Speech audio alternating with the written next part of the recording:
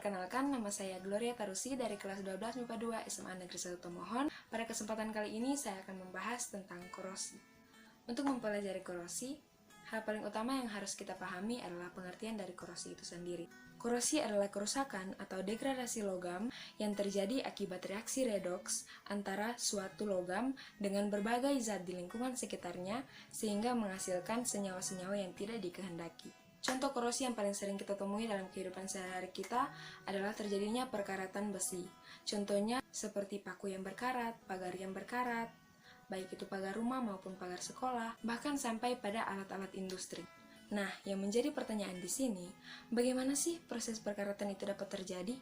Proses terjadinya korosi atau perkaratan ini merupakan proses elektrokimia, di mana terjadinya reaksi redoks secara spontan. Dalam reaksi redoks ini, yang mengalami reduksi atau yang menerima elektron adalah udara atau O2 dan air atau H2O.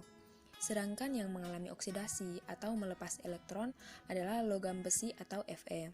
Ketika terjadi korosi, di situ juga terjadi yang namanya sel volta, di mana terdapat bagian katoda yang berupa tempat terjadinya reduksi, di mana pada gambar ini berada pada sisi kanan, dan anoda yang merupakan tempat terjadinya proses oksidasi yang berada pada sisi kiri pada gambar. Dan ketika besi terjadi kontak dengan udara dan air, disinilah korosi atau karat akan terbentuk. Pada bagian anoda dari besi, terjadi proses oksidasi dan menghasilkan Fe2+, melepaskan 2 elektron.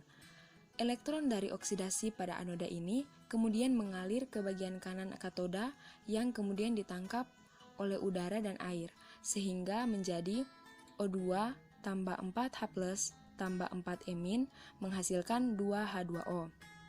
Selain dari itu, hasil Fe2+ dari anoda ini akan mengalami oksidasi berlanjut dan bereaksi dengan O2 dan H2O hingga menghasilkan Fe2O3NH2O, yang dimana Fe2O3NH2O ini merupakan senyawa karat.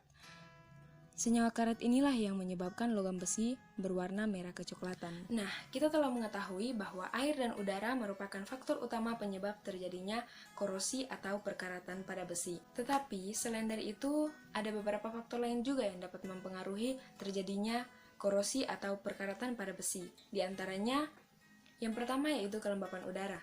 Semakin besar kelembapan udara di lingkungan suatu logam, logam tersebut akan semakin cepat mengalami perkaratan. Faktor yang kedua yaitu elektrolit. Elektrolit merupakan zat berupa asam dan garam yang dapat mempercepat terjadinya transfer elektron, di mana semakin cepat terjadinya proses transfer elektron dari oksidasi ke reduksi, semakin cepat pula terjadinya perkaratan.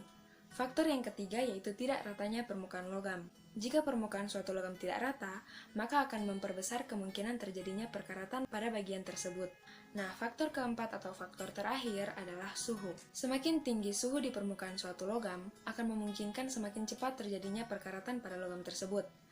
Dari beberapa faktor tersebut yang memungkinkan terjadinya perkaratan atau korosi, kita dapat mencegahnya dengan beberapa cara berikut.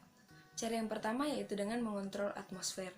Mengontrol atmosfer dengan cara mengurangi kelembapan udara dan tidak menggunakan oksigen, yaitu dengan mengganti oksigen dengan karbon dioksida. Cara yang kedua yaitu melindungi permukaan logam dengan cara mengecat. Cara yang ketiga yaitu melindungi permukaan logam dengan cara memberi minyak atau oli. Cara yang ketiga yaitu melindungi permukaan logam dengan cara melapisi dengan minyak dan oli. Yang keempat yaitu memberikan lapisan plastik. Dan yang kelima yaitu galvanisasi atau melapisi logam dengan seng. Serta masih banyak lagi cara-cara lainnya untuk mencegah terjadinya perkaratan pada suatu logam atau korosi. Demikian pembahasan tentang korosi dari saya, terima kasih.